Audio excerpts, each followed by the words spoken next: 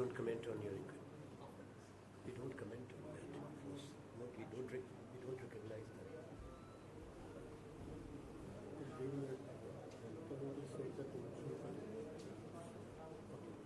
आप अनाउंस कर दो.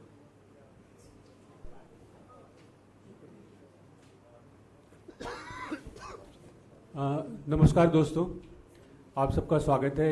जैसा हमने मैसेज में आपको बताया था, कल 3 साल पूरे हो रहे हैं नरेंद्र मोदी सरकार के, और आज हम एक कर्टन रेजर करने जा रहे हैं। आदरणीय आनंद शर्मा जी करेंगे। उसके पहले एक ऑडियो विजुअल बना है, एवी बना है, करीब 1.5 मिनट की फिल्म है, हम वो दिखाएंगे। उसके बाद फिर प्रेस कॉन्फ्रेंस शुरू करेंगे।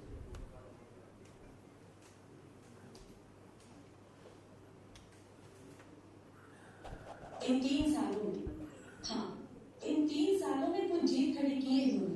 अर्थव्यवस्था, रोजगार, खेत खलिहान, कारखाने, इन सब की हार की बुनियाद पर हराकर युवाओं की उम्मीदों, किसानों से मीलों की जिंदगी को, हराकर महिलाओं और दलितों की सुरक्षा के भाव को कुछ जीत खड़ी की है। इन 3 सालों में रौंद कर देश के भाईचारे और सद्भाव को, बांट कर देश को रंगों, भाषा और जात के नाम पर जीत खड़ी की इन्होंने।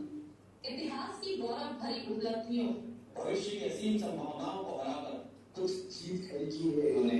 चुनिंदा चढ़े हुए अभिनय से भरे हुए भाषणों से, झूठ के प्रचुर प्रचार से कुछ जीत खड़ी की है। 3 साल की उपलब्धियों में अपने दल की जीत और देश की हर मोर्चे पर हार तय की है। ऐसे जीत खड़ी की है उन्होंने।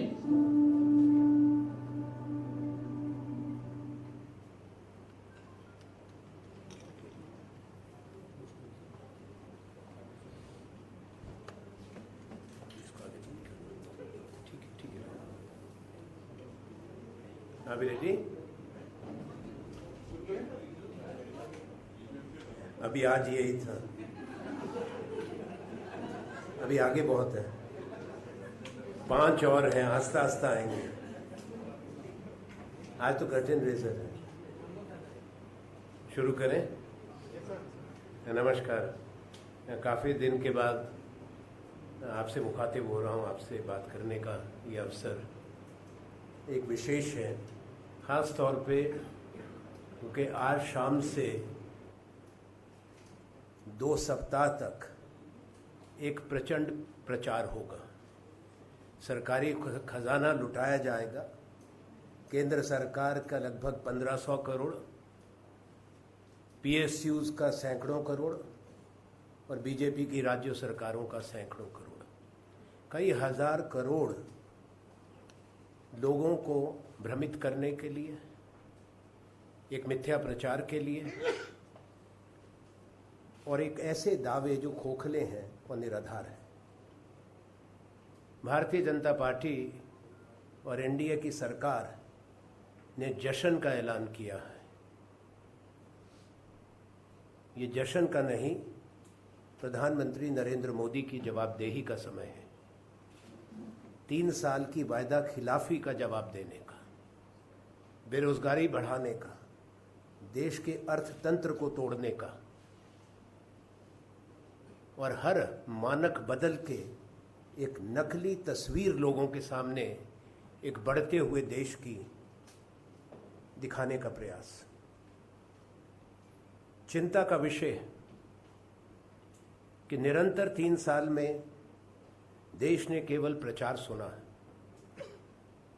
और ये प्रचार एक ऐसा है, एक तरफी बात है, एक ऐसा शासन है देश के अंदर जो संसदीय प्रजातंत्रीय प्रणाली को आघात पहुंचा रहा है, व्यक्तिवाद को बढ़ावा दे रहा है, व्यक्ति पूजा को भारतीय जनता पार्टी बढ़ा रही है। ये प्रजातंत्र के लिए घातक सिद्ध होगा। एक अधिनायकवादी सरकार है जहां सत्ता का, शासन का, शक्ति का और हर निर्णय का केंद्रीकरण कर लिया गया है। कोई फैसला नहीं है इस सरकार में जो केवल प्रधानमंत्री और उनके कार्यालय से ना लिया जाता हो। इनके कैबिनेट के मंत्री या बेजुबान हैं या मजबूर हैं, और वो भी इसी प्रचार में केवल प्रशंसक मंडल में शामिल हुए हैं। जो इनसे सवाल कर सकते थे वो मार्गदर्शक मंडल में भेजे जा चुके हैं। ये एक आज की सरकार की, सत्ताधारी दल की एक वास्तविकता है। प्रधानमंत्री नरेंद्र मोदी और उनकी सरकार शासन का, सत्ता का और सरकारी एजेंसियों का दुरुपयोग करती है। देश में एक भय का वातावरण बना है। सामाजिक ताना बाना टूट गया है। बुनियादी सवाल है आज, सबसे पहला सवाल है हमारा देश की आंतरिक सुरक्षा और सीमाओं की सुरक्षा का। इस सरकार की नीति विफल रही है देश की सुरक्षा को मजबूत करने की। 538 जवान मरे हैं भारत की सेना के, 200 से ऊपर कश्मीर में मरे हैं 2 बरस में। सेना के बड़े अधिकारी मारे जा रहे हैं, सीमा पार से निरंतर हमले हो रहे हैं और सरकार की तरफ से हर कुछ महीने के बाद एक वीडियो जारी करके लोगों को गुमराह किया जा रहा है, लोगों का ध्यान बटाया जा रहा है। एक युद्ध का उन्माद पिछले कुछ दिनों से पैदा किया जा रहा है भारत और पाकिस्तान के बीच में, ताकि जो सवाल करने चाहिए वो सवाल ना किए जाएं और पूरा ध्यान इस युद्ध के उन्माद में चला जाए। हम सरकार को चेताना चाहते हैं कि वो कोई गैर जिम्मेवाराना बात करने से पहले पूरे देश को, जो आज तक इन्होंने कभी विश्वास में नहीं लिया, विश्वास में ले।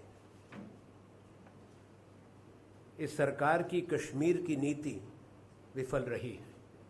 कश्मीर के, जम्मू कश्मीर के अंदर जो आज हालात हैं वो आज़ादी के बाद कभी इतने खराब हालात नहीं हुए। पाकिस्तान के बारे में नरेंद्र मोदी जी की नीति या कूटनीति धाराशायी हुई है। प्रधानमंत्री ने एक बार भी विनम्रता से खेद नहीं व्यक्त किया कि उन्होंने बड़ी भूल की थी।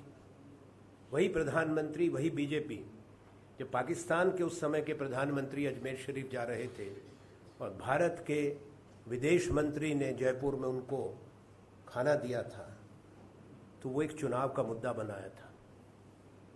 उसको बिरयानी डिप्लोमेसी कहा था। फिर तो खुद ही खाना चले गए रायबंड में 25 दिसंबर को 2015।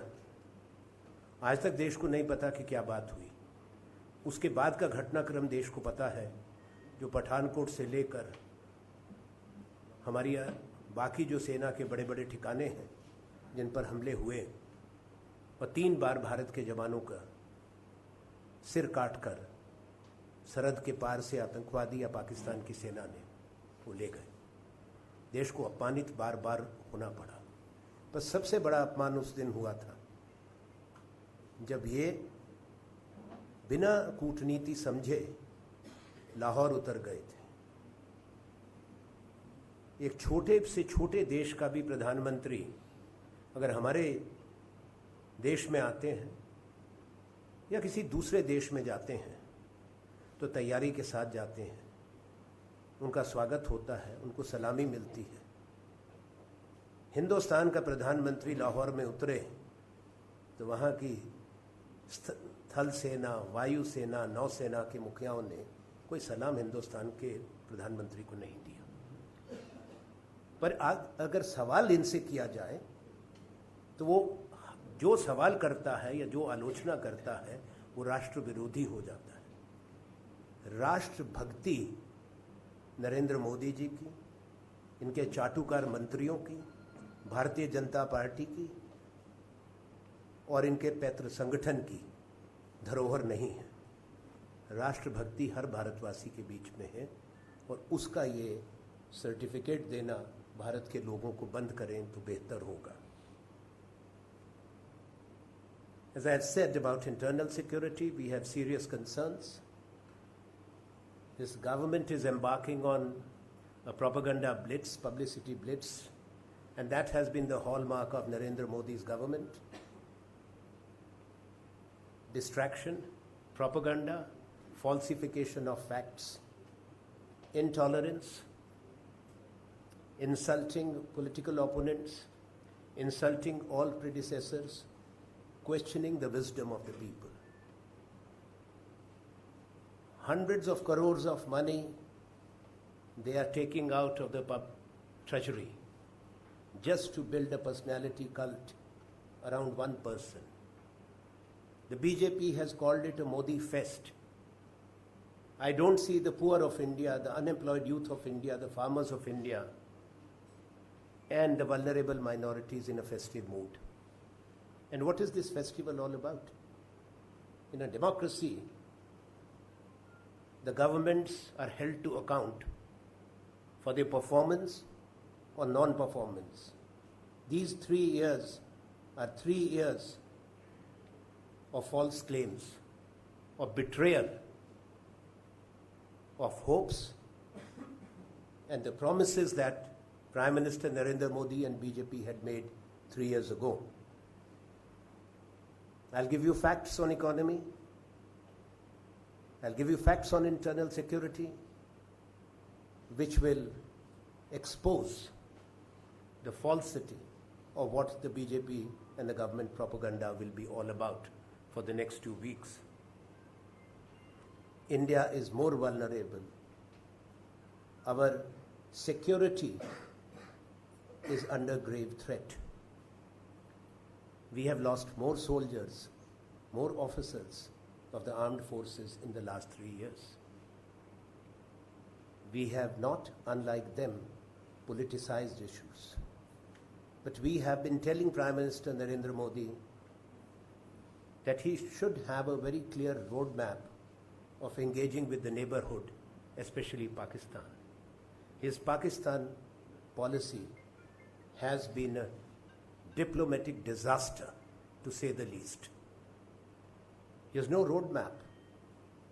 Diplomacy requires gravitas and a sound comprehension. For Prime Minister Narendra Modi, it's a photo opportunity. And that's what he has believed in, and that's exactly what he did when he landed at Lahore, and he became the first Prime Minister of a great nation who was not given a guard of honor, not saluted by the 3 service chiefs when he landed there. But he is unapologetic. The reason is very clear, because he is carried away by the propaganda of his party, his government machinery, and the ministers, most of whom are rubber stamps and have nothing much to do except to sing paeans of praise for a non-performing Prime Minister who is used to making boastful claims on every issue.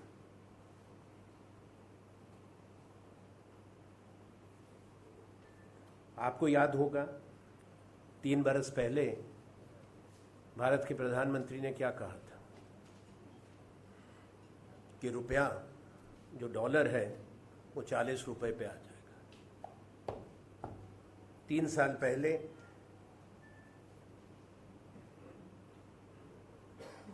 ₹59.39 में $1 मिलता था।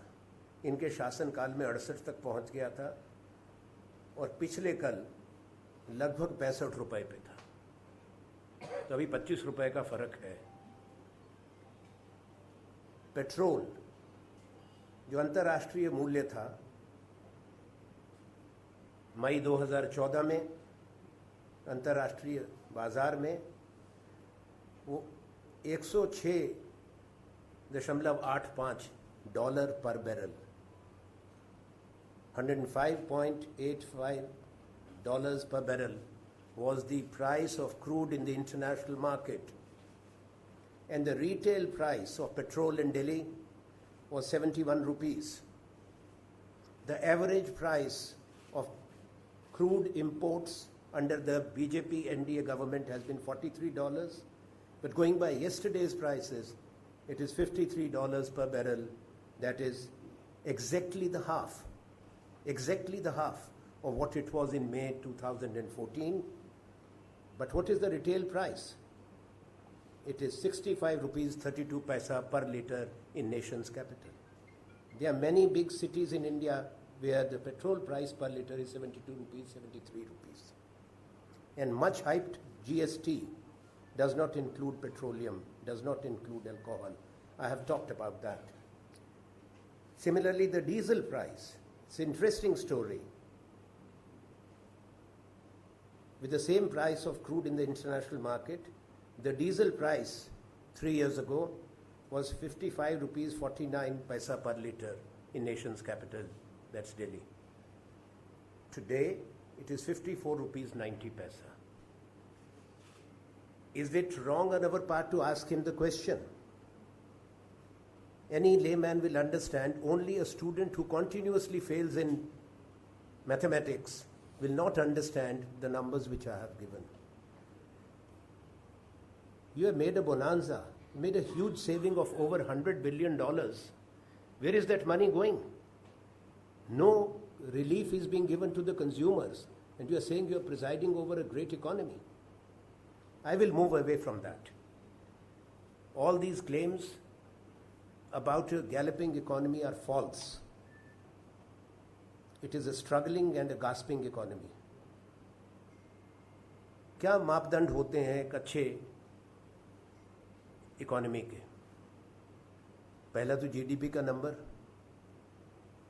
GDP का number जो पहले मानक थे वो बदल दिए, उससे 2% का फर्क पड़ गया. अभी कल ही आया है कि 2016-17 का जीडीपी वास्तविक जो ग्रोथ होगी, अभी 31 मई को पता लग जाएगा, Q4 के नंबर्स आएंगे, तो 6.6 है. तो पुरानी अगर आप मेथोडोलॉजी मानक पे जाएं तो 4.6 है. तो 4.6 और 5 के बीच में है. There is no economic growth. It's a flat growth, to say the least. And when I say flat growth, I am being generous. Therefore, my demand, and this is Congress Party's demand, and a challenge to Prime Minister Narendra Modi, his Finance Minister Arun Jaitley, and the government of the day is, as you celebrate looting the treasury to build the personality cult around one man, publish tomorrow, we know the numbers are ready, the 10-year GDP numbers as per the old methodology and your new methodology. The truth will be out. Let this government, we dare this government to come out with the old series GDP numbers and the present numbers. Then all of you will see that what they are saying is false. Another issue is about investments, savings, gross capital formation, capacity utilization, and job creation. When you look at the macroeconomic fundamentals of any economy, you look at them. Now, what is the Indian story?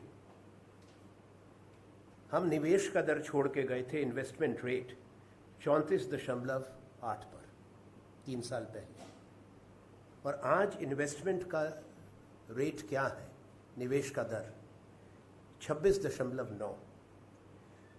So if there is a fall in almost 8 percentage points in national investment rate, how can an economy grow?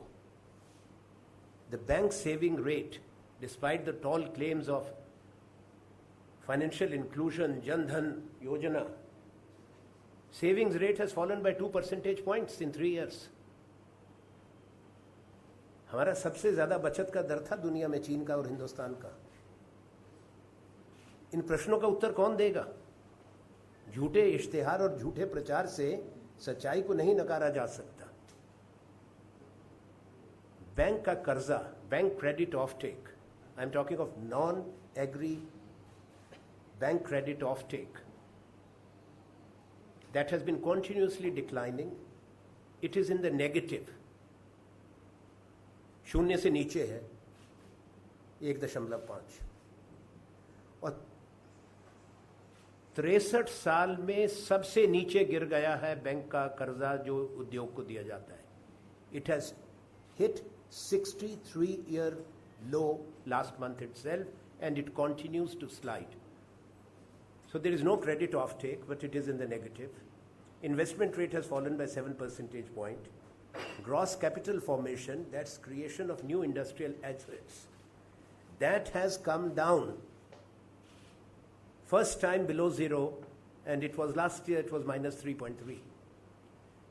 Existing capacity utilization of the Indian industry, which was 100% in 2014, 1/3 of it has come down. It's 1/3 is unutilized. 1/3 उद्योग की capacity इस्तेमाल के अंदर हिंदुस्तान में नहीं है.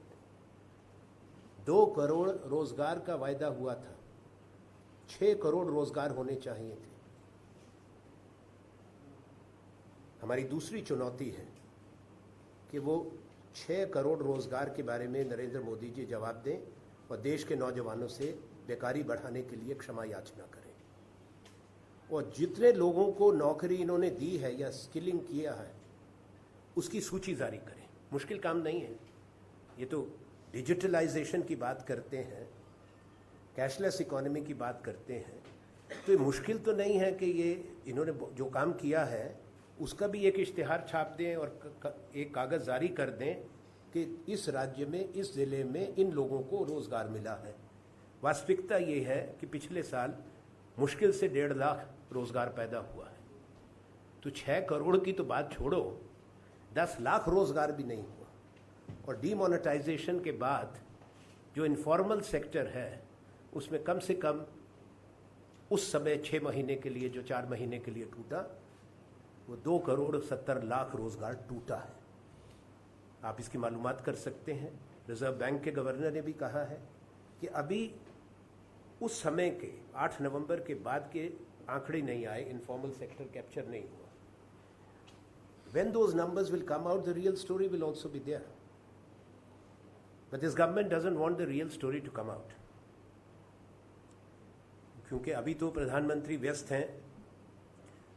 जो पिछली सरकार के कार्यकाल में शुरू किए हुए काम थे बड़े बड़े, उनका उद्घाटन करने में, चाहे वो बड़ी खुशी की बात है, देश की उपलब्धियां हैं, चाहे कश्मीर की वादी में एक बहुत बड़ी सुरंग का उद्घाटन करके आए हैं, कल एक बड़े पुल का उद्घाटन करेंगे आसाम के अंदर, पर उनमें शालीनता और विनम्रता नहीं होगी कि डॉक्टर मनमोहन सिंह ने इसको नेशनल प्रोजेक्ट डिक्लेयर किया था, वो आसाम से चुन के आते हैं संसद में, तो कहेंगे नहीं. कल देखते हैं, अगर कहीं हमारी बात सुने या हमारी बात सुनने दें लोगों को, तो शायद कुछ थोड़ी सी एहसास हो कि जो मैं कर रहा हूँ वो गलत कर रहा हूँ. पर प्रश्न एक उठता है कि जो मैंने आपको बताया उनकी व्यस्तताओं के बारे में, उपलब्धियों के बारे में, आप स्वयं इसका मूल्यांकन कर सकते हैं कि कहाँ पे हम पहुँचे हैं आज. क्योंकि अभी तो जितना उनका कार्यकाल है शायद उसमें लग जाए, पर अगर जहां हम छोड़ के गए थे वहां तक तो वापस ले आओ, वहां तक तो ले आइए. कम से कम उतनी राहत दे दीजिए देश के लोगों को. इसलिए ये ज़रूरी हो जाता है, जहां 3 साल का जश्न होने वाला है, we demand that the government comes out with a white paper on the state of Indian economy, and we demand, as I've said earlier, on the GDP, the old series and the new series, 10-year numbers, and we also demand the government to make public the names, addresses and vocations of Indian who have been provided jobs in 3 years of Narendra Modi's government. I would like to say, manufacturing of numbers, falsification of facts, and polishing or embellishing numbers is not going to help. Truth cannot be altered. Truth will triumph. एक और चिंता का विषय, और मैं आखिरी ये बात कह रहा हूं, वो भारत की छवि के बारे में. वो कहते हैं कि पूरी दुनिया में इन्होंने हमारी छवि पहले धूमिल थी, अब बहुत अच्छी कर दी। कोई ऐसा मैंने विनम्र प्रधानमंत्री नहीं देखे जो अपने से पहले हर प्रधानमंत्री को अपमानित निरंतर करते रहे। तो निरंतर करते हैं, ये आदतन मजबूरी है। पर क्या है भारत की छवि आज? मैंने सुरक्षा के बारे में बता दिया। दुनिया के लोग प्रचार से प्रभावित नहीं होते, तथ्य बोलते हैं आप कहाँ खड़े हैं। पर उसके साथ 21वीं सदी के दूसरे दशक में एक संवैधानिक प्रजातंत्र की वो तस्वीर जहां मॉब लिंचिंग होती है, राष्ट्र की राजधानी और राजधानी के बाहर लोग मारे जाते हैं, जहां कानून के राज्य पर आघात होता है, जहां ऐसे संगठन पनप रहे हैं जो अपने आप को कानून के दायरे से बाहर मानते हैं। दुनिया के सामने तस्वीरें पहलू खान की भी हैं और झारखंड की लिंचिंग की भी हैं। दुनिया के सामने तस्वीरें एंटी रोमियो स्क्वाड्स की हैं, विजिलांटेस की हैं। ये तस्वीरें 21वीं सदी के हिंदुस्तान के लिए, जहाँ पे बाहुल्य युवा पीढ़ी का है, एक अच्छी तस्वीर नहीं। एक ऐसा हिंदुस्तान बनाने का प्रयास हो रहा है जो हमारे बुनियादी उसूलों के खिलाफ है। और मूलभूत परिवर्तन देश की उन नीतियों में किया जा रहा है जिसमें देश में हमेशा आम सहमति थी, जिसमें विदेश और सुरक्षा नीति शामिल है।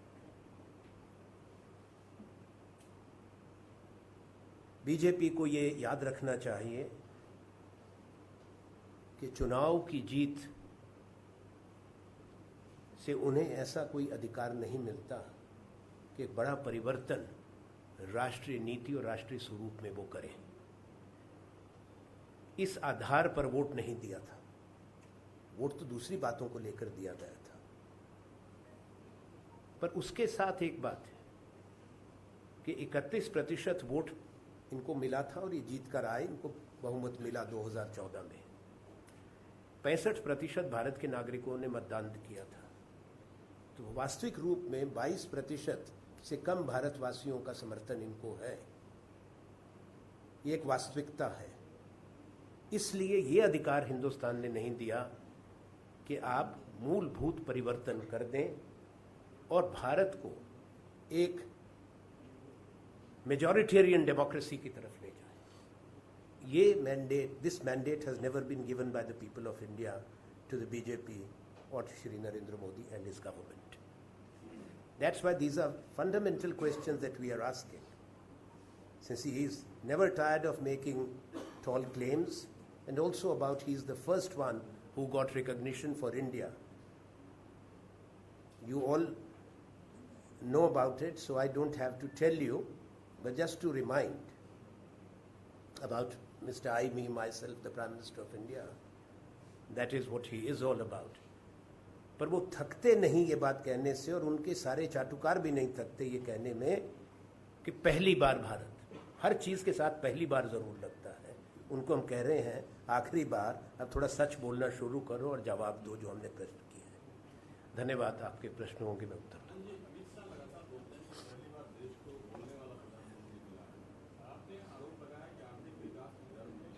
आरोप नहीं लगा रहा, तथ्य दिए हैं, आंकड़े।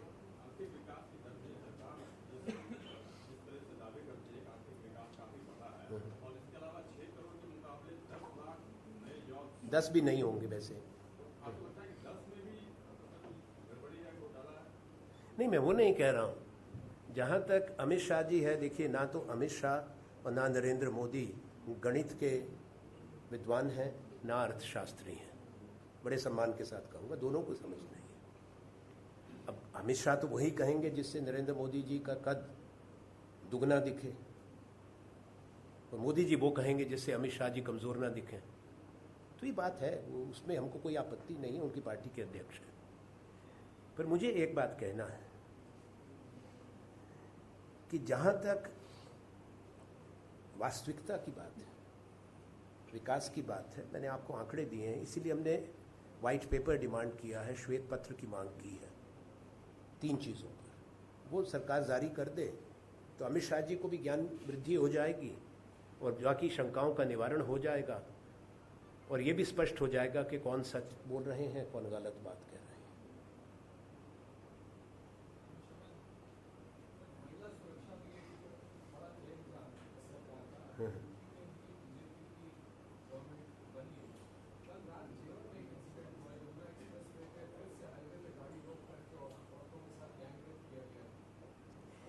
देखिए, भारत के अंदर असुरक्षा बढ़ी है, महिलाएं सुरक्षित नहीं हैं, बच्चियां सुरक्षित नहीं हैं, बच्चे सुरक्षित नहीं हैं।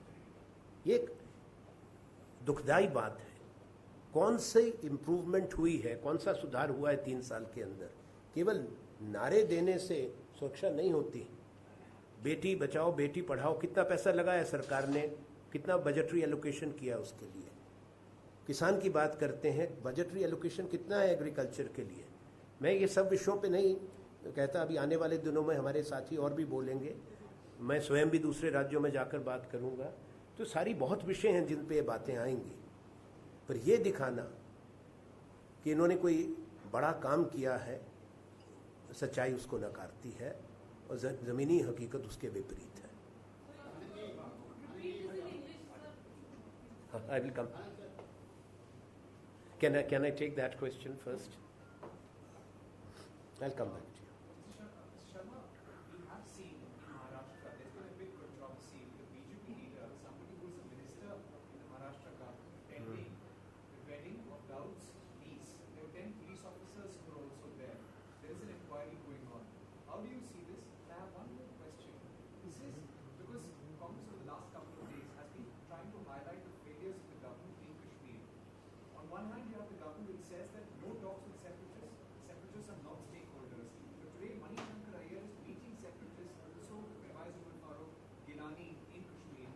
Does the Congress back this? Does the Congress consider them stakeholders in the Kashmir problem? You see, no, I shall not comment on individual citizens' actions. We are commenting about the government. The government of the day is under oath of the Constitution.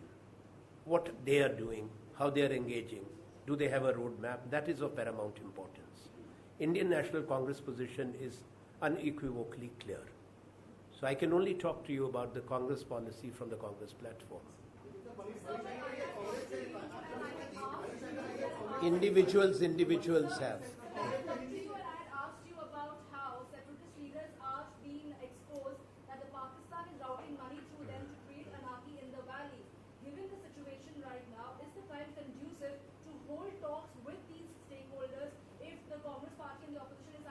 We have never recognized those who are unelectable and unrepresentative.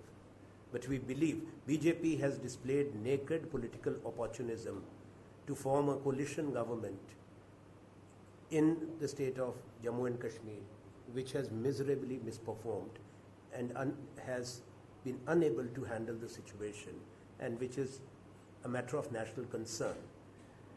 We have been saying repeatedly that if the Prime Minister has a plan or a roadmap, he should at least in camera sit with the principal leaders of the opposition, because there are issues of national security and India's territorial integrity on which there cannot be two opinions. Whether it's 3-year celebration or 5-year celebration, we are not concerned. When it comes to these issues, India speaks in one voice. We are very clear about the country. I think there are enough leaders of the BJP also who have gone there. So please don't be selective in this question. Well, you have leaders in the very senior leaders of the BJP, whose family and their family members are ministers in Narendra Modi's government, who are meeting them, and the Prime Minister is silent. So let the Prime Minister also talk. He is the Prime Minister of India.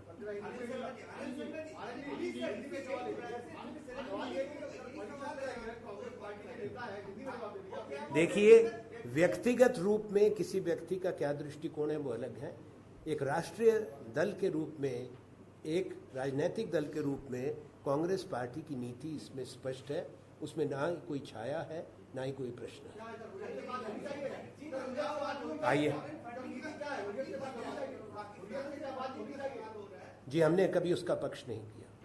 हमने कहा जो चुने हुए प्रतिनिधि हैं, चुनी हुई सरकारें हैं और जो समाज के अन्य वर्ग हैं, उन लोगों को मुख्य धारा में शामिल करना चाहिए। ये देश की सरकार का काम है। अगर सरकार के पास ऐसी जानकारी है, सरकार के पास ऐसे सबूत हैं, तो सरकार क्या कार्रवाई उस पर कर रही है वो सरकार बताए, क्योंकि सरकार बोलती ज़्यादा है। अगर वही सरकारी एजेंसीज का दुरुपयोग राजनीतिक विरोधियों के पर हो सकता है, तो सरकारी एजेंसियों का विरोध राष्ट्र विरोधियों पर भी होना चाहिए। I'm going there. Not allegations. No, I never make allegation. My friend, I am very strong on facts. My challenge is to Narendra Modi. Let him controvert or his finance minister even one number which I have given you. I'm not challenging this. I'm just asking the question. Ask the question. What was the contribution of the Congress party for the last 3 years as a main responsible opposition party? You became a lot of facts about 3 years before the non-performance of the government. What is the role of the Congress party as a main responsible? That's what we are doing. That's what we're doing. Just make out a list of. Listen, now you have made a statement. I do not know. I do not see any question. When you say what is the role, then role you see when you come for the briefing every day, what my colleagues say, and all our colleagues who do try to convey our position and reach out to the people through our friends in the media. And most of you understand very clearly as to where the concerns are coming from. But we also know that the media has a very, very important role to play. Now, this government has opened the vaults of the Indian Treasury for propaganda. There is not even a day that there is no propaganda. I was actually thinking yesterday, because in my parliament office there is a calendar, the official calendar, where all the 12 months have only one picture, and there is a collage right in the beginning. You would have seen that calendar.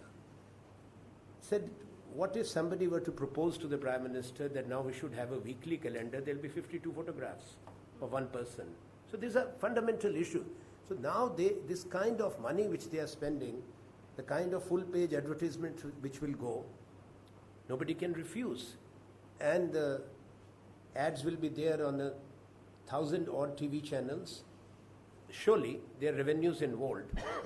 So it's not a level playing field, since you've asked me the question.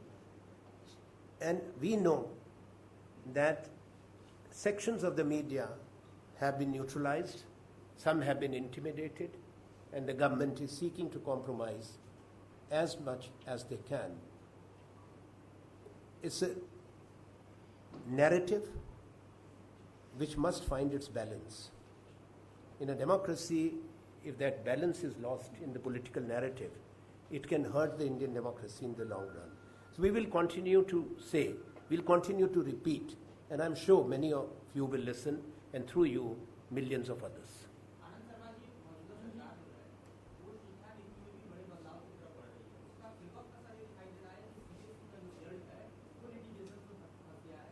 High court में रोक लगाई है, CBSE students इंतजार कर रहे हैं, result का नहीं आ पा रहा है। अब सरकार सुप्रीम कोर्ट को करने की तैयारी है। तो ये जो मार्क्स में जो फेरबदल को लेकर सरकार की नीति है उसका असर किस तरह से देखते हैं? खासतौर पर उन छात्रों को देखिए, छात्र तो प्रभावित हो रहे हैं। हमारे इससे आगे बढ़कर हमारे जो कैंपसेस हैं, विश्वविद्यालय हैं, उनमें तनाव है और काफ़ी लोग अपने आप को असुरक्षित महसूस करते हैं। ये वातावरण क्यों खराब हुआ, ये सर्वविदित है।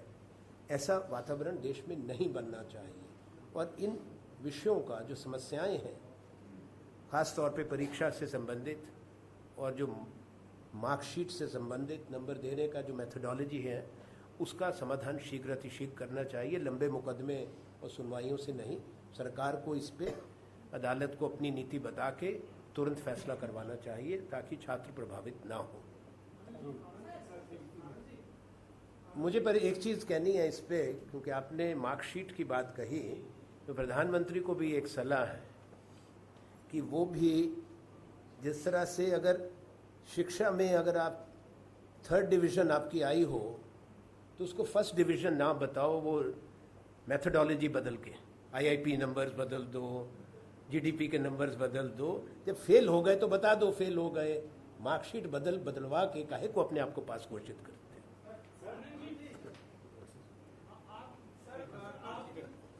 कल राष्ट्रपति चुनाव को लेकर के एक बैठक अपोजिशन की 1 बजे बुलाई गई, उसमें आपकी पार्टी में क्या है एकता के लिए एक कंसेंसस कैंडिडेट चुना है, लेकिन नीतीश कुमार उस बैठक में नहीं आ रहे और लेफ्ट के आने के भी कोई इम्कान नहीं है, कोई स्वीकारोक्ति उन्होंने दी नहीं।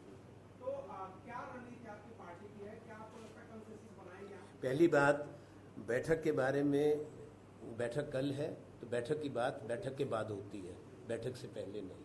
ना ही रणनीति का खुलासा यहाँ होता है, दोनों बातें कल बताएंगे। भारतीय मजदूर संघ जो कि राष्ट्र का संगठन है, उसने कहा है कि केंद्र सरकार विफल रही है, GDP के नया मॉडल पेश करके जनता को गुमराह कर रही है, मजदूरों के लिए काम नहीं कर रही है। तो संघ का संगठन भारतीय मजदूर संघ ये कह रहा है, ये भी कहा कि नीति आयोग जो है वो कुनीति आयोग है। बिल्कुल, देखिए रोजगार के बारे में, इकोनॉमी के बारे में हर सुलझे हुए दिमाग की एक ही राय होगी, हालात खराब है। So the government has to give a honest answer, and that's why I have said so, that where are the jobs, where is the growth, where is the investment, where is the manufacturing. These are the questions which we are asking. अब हमारी बात नहीं सुनते तो अपने लोगों की तो बात सुन लें, उन्हीं को जवाब दे दें, उसको हम भी पढ़ लेंगे। और हमारे जो मांग है आज की, उस पर इनकी क्या प्रतिक्रिया है, इसका भी हम इंतज़ार करेंगे। डिजिटल इंडिया जो मुहिम है सर, आप क्या मानते हैं कितना सफल हुआ? क्योंकि सरकार का दावा है कि डिजिटल इंडिया और डीमोनेटाइजेशन से 5 लाख करोड़ का गवर्नमेंट को फायदा होगा। हाँ, सरकार को फायदा हुआ, जनता को तो नहीं हुआ। आप लोगों का पैसा छीन लो और फिर भी आपके बैंक में जो पैसा जमा है कम हो गया, ये तो आंकड़े आ रहे हैं। And when it comes to the great performance, when it comes to demonetization, I have no hesitation to say that it was an act of state plunder and vandalization, depriving people of their own money, denying access to their own bank accounts. The informal sector of the economy has been hurt most, and tens of millions of jobs were lost, and that's why people had to run back to the villages, and the demand for Narega jobs, which is a constitutional obligation of the government, that demand went up. But I would like to ask a related question, since demonetization was referred to. From 1st of January 2017 and today is 25th of May, you're talking of digitalization.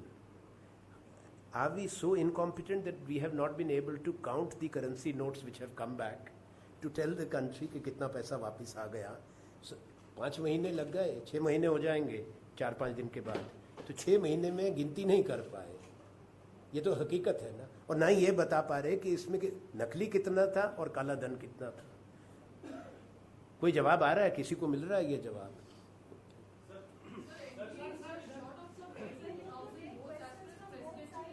I will tell straight. I'm waiting. You asked me the question. You have not asked. क्या सवाल है?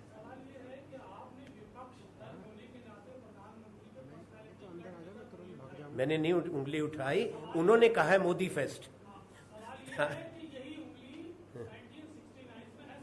अच्छा, चलिए वो इतिहास सबको मालूम है कि निजलिंगप्पा कहाँ गए थे और प्रधानमंत्री कहाँ गए। जी, मैं 2017 की बात कर रहा हूँ, और ये सरकार का ऑफिशियल कैंपेन कल से शुरू होगा, जिसका नाम मोदी फेस्ट है। बीजेपी ने कल घोषणा कर दी है। बहुत फर्क है दोनों में, उसको पढ़ लें।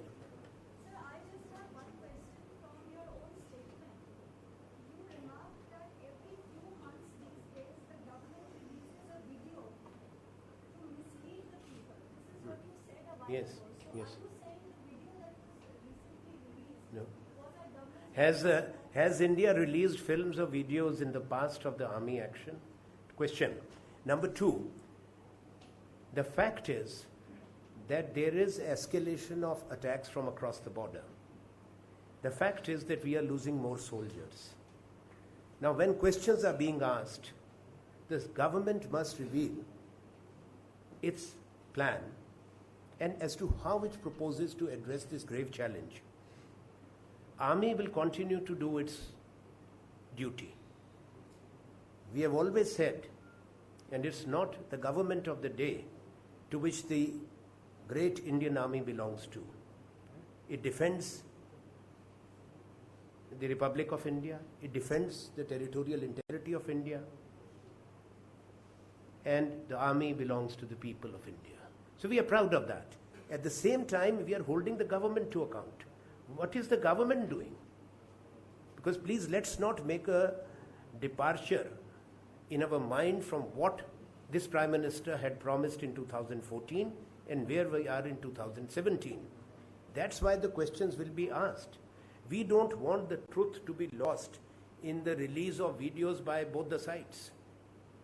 The truth must come out as to what the government is proposing to do, and that's why we have said that there has to be a complete national consensus how to address this grave challenge, for which the Prime Minister, who talks of Sabka Saath, Sabka Vikas, should also take the principal leaders of the opposition in confidence. The government must do that. It is their duty, and then only we can move forward. It is opaque. Nobody knows, because until as of today, we don't even know what was discussed in Raiwind when Prime Minister went there. We don't know. No, I'm not criticizing that.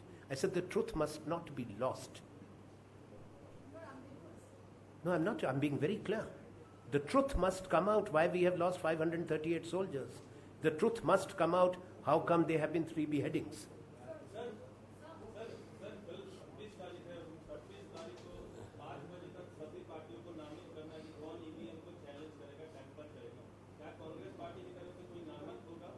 इसकी जानकारी हमारे media विभाग आपको देगा, मुझे मालूम नहीं है, कोई ना कोई जरूर जाएंगे, ये जानकारी दे देंगे. But let me tell you one thing so that there is no confusion. We have never questioned the authenticity of the Indian Army action. But what we are saying, it is for the Prime Minister now to address this issue, because it is not the army, but it is the NSA Doble who talked to General Janjua in Bangkok. It's based on that understanding that Prime Minister went to Lahore and to Raiwind. Those are the questions which we are raising. That if there was an understanding reached, assurances were given, why we are in this situation today. If the opposition will not ask this question of the Prime Minister, then the truth will be lost. And the second thing, which I am very clear, that there has to be a coherent policy to resolve the issue, a policy which can ensure stability and return to peace in the valley, and also a policy which secures the country and strengthens India's security. These are the issues that we have, and we do have a concern, because when opposition is asking questions about the betrayal of promises by the Prime Minister and their bad performance and the facts regarding jobs and economy and growth, the war hysteria, which we are hearing loud sounds, is a matter of concern. Surely, the government must tell us where we are headed.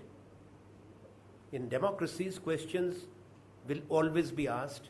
In democracies, governments are obliged to answer to those questions.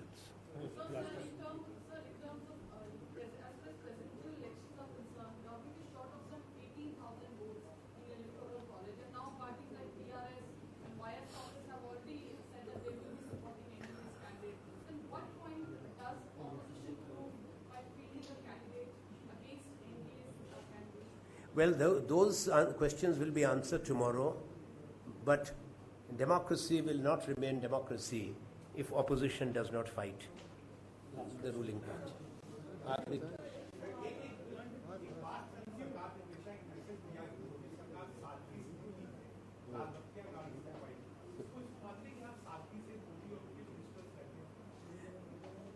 देखिए, प्रधानमंत्री अच्छा कपड़ा पहनते हैं और अच्छी बात है, देश के प्रधानमंत्री हैं। वो सादगी है महात्मा गांधी की तरह या नहीं, ये आप खुद ही सोच सकते हैं। और जो सरकार हजारों करोड़ रुपया सिर्फ व्यक्तिवाद को बढ़ाने में और प्रचंड प्रचार तंत्र को मजबूत करने में लगा दे, वो सादगी की सरकार तो नहीं है। और आपको सादगी और देखनी है तो ये यहाँ दिल्ली में बीजेपी का कार्यालय बन रहा है और एक कार्यालय झंडेवाला में बन रहा है इनके मदर ऑर्गेनाइजेशन का। तो बीजेपी का जो कार्यालय है, मेरी जानकारी जहाँ तक है, हो सकता है गलत हो, आप जान कर लें, 700 करोड़ रुपए का कार्यालय बन रहा है, बहुत बड़ा इमारत। तो कहीं ना कहीं से तो है, वो कौन सा साधु संत समाज का योगदान है, कौन सा फकीर बैंक है, कोई सूची जारी होनी चाहिए किसने कितना चंदा दिया। हमारी तरफ से चाहे 70 मंजिल का बनाए, क्या अनुमति दी गई, जरा जाके देख लो, उसकी फोटो छापो, इसका इश्तेहार के साथ वो भी लगा दो कि कितना बड़ा बन रहा है, कहाँ से बन रहा है। सारे भारत के हर जिला में जमीन ले ली, भारत के हर जिला में दफ्तर बन रहा है, पता नहीं कौन सी सादगी।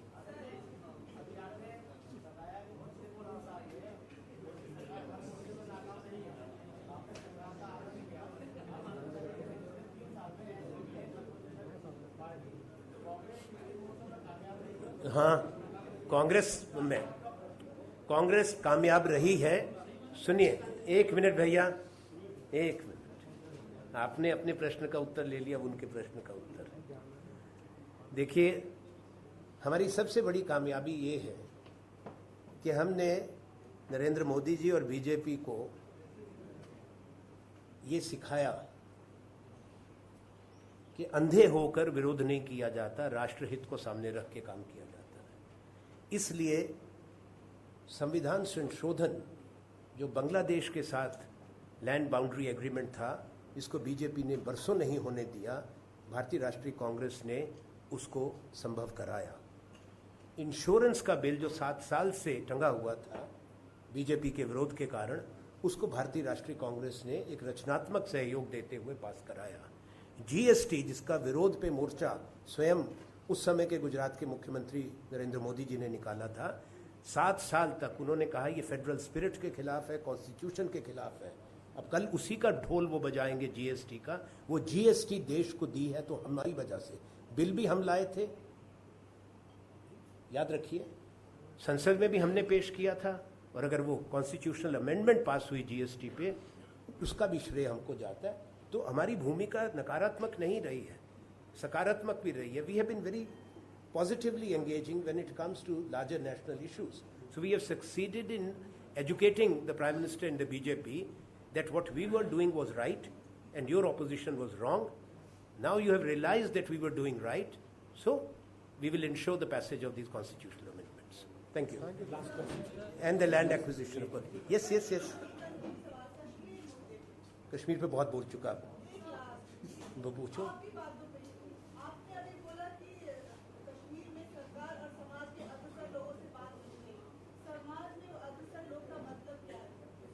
भारत कश्मीर के समाज में बहुत लोग हैं। मैं शब्दों को ना लाइए, उस पर मैंने अपनी नीति स्पष्ट कर दी। अंग्रेजी के 2 शब्द मैंने इस्तेमाल किए कि अनइलेक्टेड एंड अनइलेक्टेबल, वो उत्तर मिल चुका आपको।